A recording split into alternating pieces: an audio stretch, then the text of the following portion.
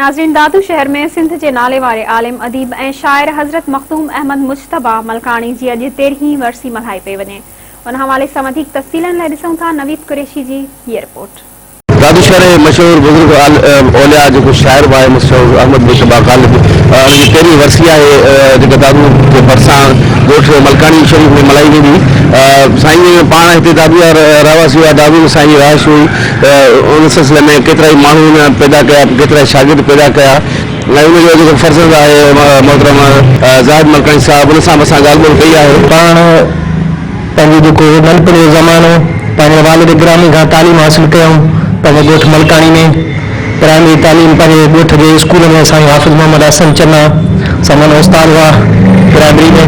ऐं असांजा ॾाॾा साईं अली हैदर हैदरी मलकाणी उहे बि शाइर हुआ। हाफ़िज़ हसन चन्ना साहब ऐं अली हैदर मलकाणी साहब ॿई ॻोठ मलकाणी प्राइमरी स्कूल जा उस्ताद हुआ। साईं अमन मुतवा गालिब साईं पंहिंजी इब्तिदाई जेको ज़िंदगी आहे शुरूआत उहा पंहिंजे ॻोठ मलकाणी खां तालीम हासिल कई ऐं पंहिंजे वालिद गिरामी खां दीनी तालीम हासिल कयूं।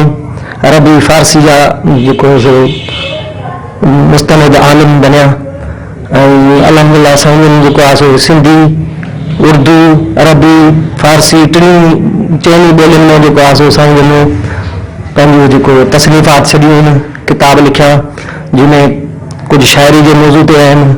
शेरो शाइरी आहे साईं जी उर्दू सिंधी फारसी में ऐं उन सां गॾोगॾु ॿिया नसर में जेके साईं जेके लिखियो सो पंहिंजे बुज़ुर्गनि खां वठी जेको साईं जे विरसे में मिलियो हो दीनी इल्मु, उन दीनी इल्म जो जेको आहे सो हिसाब सां साईं फतवाऊं लिखियूं।